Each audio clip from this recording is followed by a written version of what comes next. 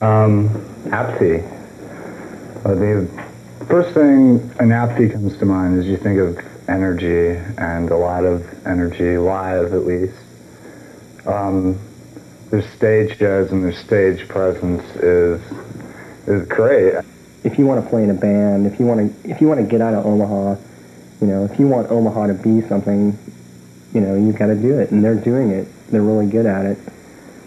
I think they have a high energy level on stage. They all put on a good performance. They're all showmen, real good showmen. Because it's sad to say, but it doesn't seem like there's that many people interested in music or interested in, I don't know, anything in Omaha. It's kind of depressing. I remember back in '85, everyone had a band. Everyone was trying to do something. Everyone was excited about the summer coming up. Everyone was doing this and that, But now it just seems like, Apathy came from the ashes of all that, and they're the ones that are going to do it. So I'm very happy for them. They deserve it, definitely.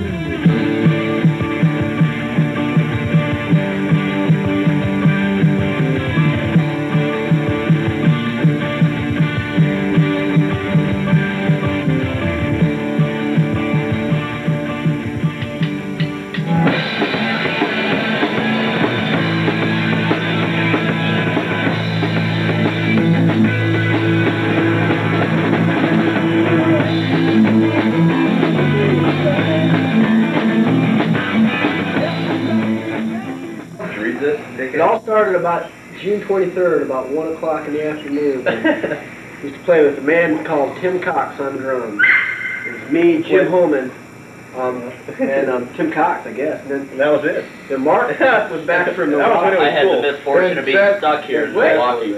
Yeah, but Mark used to play with us in No Heroes, and he moved to Milwaukee and stuff. Because he was the low-life bum, and there was nothing. And he moved back, and he heard us play, and he was totally aware of the fact that me and Jim probably had more potential than we were God. 2 string instrument players ever. Yeah. And yeah.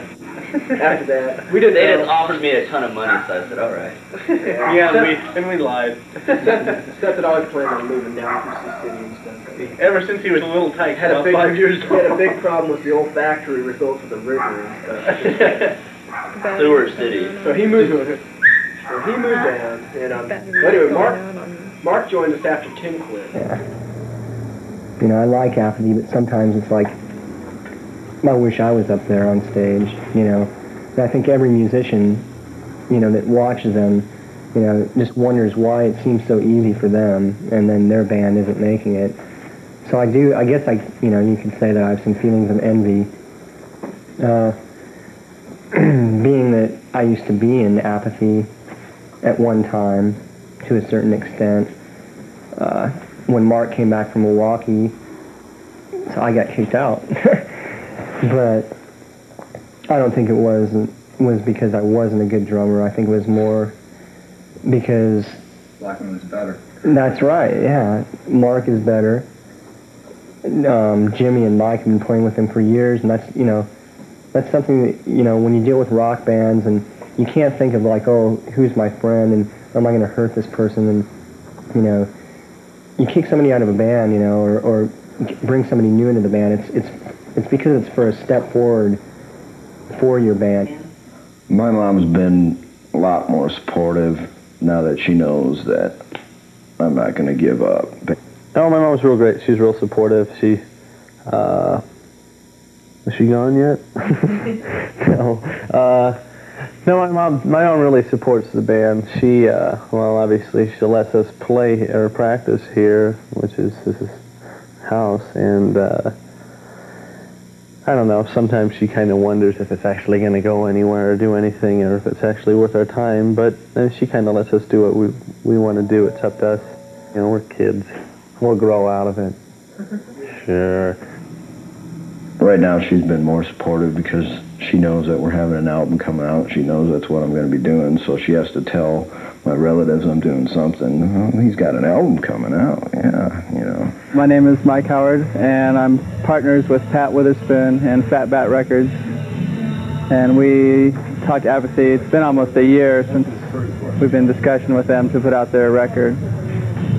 And they went to the studio, Rainbow, and recorded it, and we press the record and manufacture it for them and send it to distributors.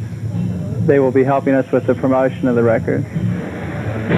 And hopefully we'll get it distributed out throughout the country.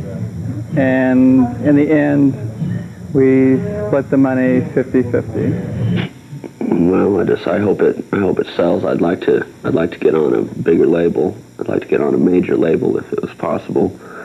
That'd be more people would be able to hear it. It'd be wider. The distribution of it would be wider. And I'd like to right now, just with this album, I'd like to get some overseas, to Europe at least. I just hope everyone likes it and buys it, and we get a good response from it. That would be nice. Hopefully the album will be all over. I don't know. I've kind of had bad dreams about someday going to a used record store like Dirt Cheap and seeing it in the, like dollar column. 'Cause that'd be a bad feeling, that's for sure. The difference in playing in a band in Sioux City and playing in a band in Omaha, it's basically the same all over the place. If you're in a cover country band, you can make a lot of money playing weddings and stuff. If you're in a cover rock band, you can make a lot of money playing in bars. But if you're in an original band of any sort, then you have to take time and develop a following and get people interested, and you have to have talent. You have to be able to work together. You have to be able to live together. You don't have to learn songs. You just have to create songs, which is a lot different. We've played a lot of different places in Omaha. I don't care for the bars too much because people are playing at their tables, and you can never, nobody stands around you, and it's kind of, you kind of wonder if anybody's even listening to you or just more interested in picking up their dates. Oh, the worst place to ever play is the lift ticket. I mean, we'd always get ripped off. Howard Street is never that great either. Best place to play is Sokol Hall, because it's cheap and it's a real big stage, real big place. And for the money, you can't beat it anywhere in Omaha. I don't know why there aren't any, more times there's bands playing there or not. They're just stupid, I guess. There's really not that many places to play in Omaha because the kids tend to vandalize the bathrooms when they're there and stuff and just kind of ruin chances of ever having bands there again. So they kind of go back to having bingo, wedding receptions, and polka bands, which is all right, I guess. I don't have anything against polka. It's basically the same. You're always going to have people that are going to rip you off, and you're always going to have people that are going to help you out. And you just try and keep going, try and work things out along the way. But that's just part of being in the band, it's like, and that's part of staying together as a band and doing what they're doing as a band, putting out an album and, going $3,000 into debt and not even knowing, whether or not they're going to, be able to pay it back. Who knows how well their album will sell. A band coming from Omaha, Nebraska it's a tough thing to do, and I think they're taking a big step. And I think it'll help a lot of the newer bands, get their feet off the ground, as far as maybe saying, well, God, if Apathy can do it, why can't we?